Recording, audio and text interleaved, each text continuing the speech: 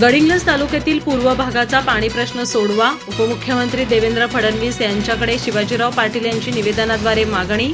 वीरशैव बँकेचे chairman Sadanand Hattarki, doctor Gangadhar वस्कोटी यांचीही होती उपस्थिती. गडिंग्लज तालुक्यातील पूर्व भागाचा पाणी प्रश्न सोडवण्यासाठी चंदगड विधानसभा मतदारसंघ प्रचार प्रमुख शिवाजीराव पाटील यांनी उपमुख्यमंत्री देवेंद्र फडणवीस यांना साकडं घातलंय.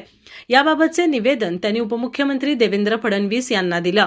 यावेळी वीरशैव बँकेचे चेअरमन सदानंद हत्तरकी, डॉक्टर गंगाधर वस्कोटी यांचीही उपस्थिती होती. निवेदनात म्हटलं आहे, गडिंग्लज तालुक्यातील हलकर्णी परिसरातील 20हून अधिक गावांना पिण्याच्या तसंच शेतीसाठी लागणाऱ्या पाण्याची टंचाई नेहमीच जाणवत असते.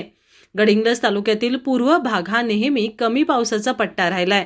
गेली 20 ते 30 वर्ष पर्जन्यवृष्टी अत्यल्प असल्याने हा भाग कायमचा दुष्काळग्रस्त बनला आहे. यावर कायमचा तोडगा काढण्यासाठी गडिंग्लज तालुक्यातील हलकर्णीसह पूर्व भागातील शेतकऱ्यांना घेऊन 2017 साली पाणी परिषद आयोजित करण्यात आली आणि तसा प्रस्ताव शासन स्तरावर पाठवला असला तरी अजूनही हा प्रश्न प्रलंबित आहे.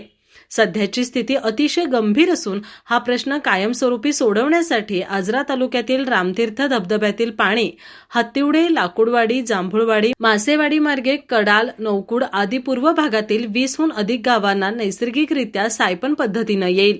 त्यामुळे हा प्रस्ताव मंजूर करून इथल्या पाण्याचा प्रश्न कायमस्वरूपी निकालात काढावा अशी मागणी निवेदनातून करण्यात आली आहे.